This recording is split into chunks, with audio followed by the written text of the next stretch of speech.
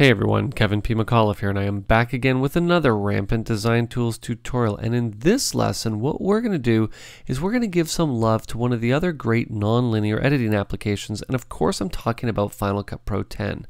Now you all know how easy it is to use Rampant Design Tools across many different applications, whether they're compositing or non-linear editing applications, and I thought in this first lesson what we would do is we'd take a look at one of my favorite Rampant Design Tools products, and that is style mats. And I want to show you how easy it is to create very cool looking end results in no time flat using these fantastic QuickTime based elements. Okay, short introduction here. Let's just get into Final Cut Pro 10 and let's get started. Okay, let's Command and Tab into Final Cut Pro 10, and the first thing we need to do is to create a new project. What I'm going to do, simply click on New Project, and we'll just call this Kevin's Style Mats. And we'll leave the starting time code value as 0. I'm going to leave the video properties to set based on the first video clip that we're going to use, which will be 720p DVC Pro HD, and we'll leave the same with the audio as well. I'm simply going to say OK. And the first thing I'm going to need is a shot to work with, and I like this shot here. I think this is a very good shot for the element that I've chosen. Now this is from Style Mats Volume 1.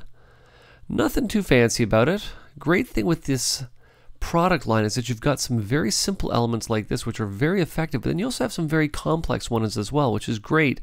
Obviously variety is something that's very important, and you can get in and choose the one that you want as simple or as complicated based on the project or the client that you happen to be working with. So what I'm going to do is I'm simply going to take my BMX bikers here. We're just going to take them. I'll just take the entire clip here for the purpose of what we're doing. I'll just drag it and drop it into the timeline. We probably won't take the whole thing. Maybe we'll just take it from about there. What I'm going to do is simply use the blade tool. We'll just blade it right there. I'm just going to delete the first part of that clip. Very nice. And I'm going to take the entire style mat here. We'll take it, we'll drag it all the way down. We'll just drop it onto video layer 2 here. And it goes down to about 10 seconds, which is okay. We'll just simply blade this again. And what I'm going to want to do is to have an image to put in the background here. So what I'm going to do here, let's just delete what I just bladed. And I'm going to come up and I think I'm going to use one of my favorite shots from Video Tracks HD is this one right here from the BMXing. I love this shot. So what I'm going to do is I'm just going to mark that about the end point. I'll just take this, drag it right down here into my timeline, topmost layer. Just drag this all the way back. Very cool. I'm just going to zoom in on my timeline just so we got a bit of a better view as to what's going on here. There we go, perfect. Okay, so now we need to set up our style mat. So the first thing that I want to do is I'm going to take this video layer here and we're going to send it to the back. And how we do that is actually very simple. What I'm going to do is with the layer selected, we're simply going to come over here to the inspector that's called up right now. Now for some reason your inspector isn't appearing on the right hand side of your canvas. It's simply because you're not showing it here. There you go, you can see that right there to show the inspector. Now what I'm going to do is come all the way down and I'm going to change its blend mode from normal to behind. Now as soon as I do that, it disappears. Now you'll see right now, just because I happen to be over top of one of the titles, I'm just skimming through it. I'm just going to turn skimming off for just a second here. Let's come back to our timeline and you'll see there is our style mat element. What I want to do with the style mat element is I'm going to select it. I'm going to come back over to the inspector. We're going to come all the way down to the bottom here to compositing again. I'm going to click on the drop down and I'm going to come down to stencil alpha. As soon as I do, take a look at what I have now. Now I have this very cool Rampant Design style mat cutting out my footage. Now I got a little bit of something going on here, which is I've got this BMX guy whose head is cut off a little bit. These guys are okay. I'm actually going to want to bring them down just a little bit. So all I'm going to do is I'm simply going to come down to the bottommost layer. We're going to come back to the inspector and I'm just going to adjust its Y parameters here. Just like that. Very cool. Now of course again if I wanted to, what I could also do is simply select the topmost layer here. It's a little bit bright for my liking, so all I'm going to do is I'm just going to come all the way down to the bottom. Let's just adjust its opacity a little bit because I want that style mat element to stand out a lot. There we go. Very cool. Now what's also important to keep in mind is that obviously the style mat is sitting right exactly where it was when it was rendered out as a QuickTime file. But what I can also do with this element if I want to is much like I did with the footage that goes in it, I can come back to the inspector with that style mat selected. We can come to our Y position and I can adjust this however I want. There you go. So you see we have a lot of flexibility inside of Final Cut Pro 10 with how we want to do this. And you know what, I think what I'm going to do is I'm actually just going to leave it like that because I want to add another element to this just to kind of take everything to the next level. And what I'm going to do is I'm going to come over here to my titles and we're just going to choose a build-in, build-out. I'm just going to come all the way down. Let's just find one that I think is going to be kind of interesting here. Maybe let's actually turn skimming on here because we're going to want to see what these elements do. This side reveal is actually very nice, or slide reveal, pardon me. And what I'm going to do with this element is I'm simply going to take the entire title, drag it right over here, topmost layer, drop it in just like such. We're going to want to trim it off here just so that it ends when everything else does.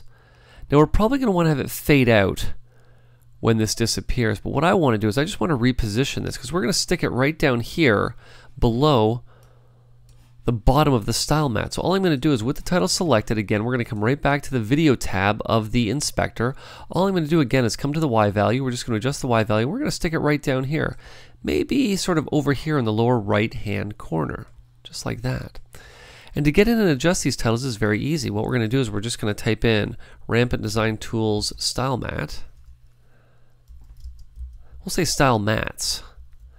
We're going to say Creative. We'll say simple to use, and we'll say, of course, the most important thing, awesome looking.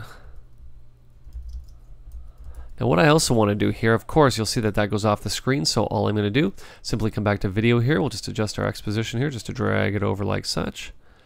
Now what I'm also going to do here is I'm just going to add drop shadows to each one of these elements here. I'm simply going to come back to text. I'll just turn drop shadow on. You'll see I can show the parameters here. We'll just scroll down a little bit here. And I'm just going to adjust its opacity. Maybe we'll give it a blur of about 5.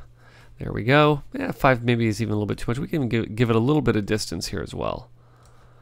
You see we can do the exact same thing here with simple to use. I can simply turn the drop shadow on.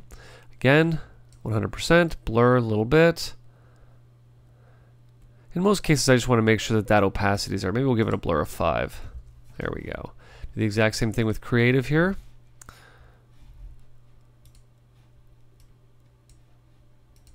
And last but certainly not least, with Rampant Design Tools Style Mats. Turn drop shadow on here. Of course, opacity of 100, blur of 5. There we go. Looking very nice. And now, believe it or not, what I'm ready to do is to come right back to the beginning of my timeline, simply hit play here, and take a look at what we got.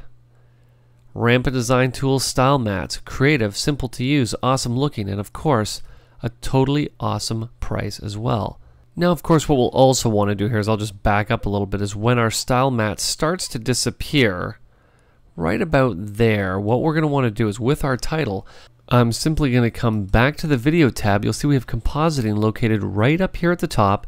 And what I'm going to do is I'm just going to add a keyframe for opacity. What I'm going to do is just come down to the point where the style mat disappears altogether, which is right there.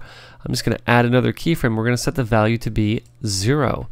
So of course what's going to happen now is that if I come back to the beginning here, I hit play, you'll see there's our style mat. Now of course this is in preview res right now, just because this element does need to be rendered, but you see it plays back in real time, and there we go. So not only getting in and using style mats inside of Final Cut Pro 10 is very simple. Setting up complicated composites like this is quick and simple, and you can get in and use some of the included title treatments just to add a little bit more to your project to help take it to the next level. So if you have any questions, you have any comments, or you have any tutorial requests, you can head on over and post them in the Rampant Design Tools forums. This has been Kevin P. McAuliffe. Thanks a lot for watching.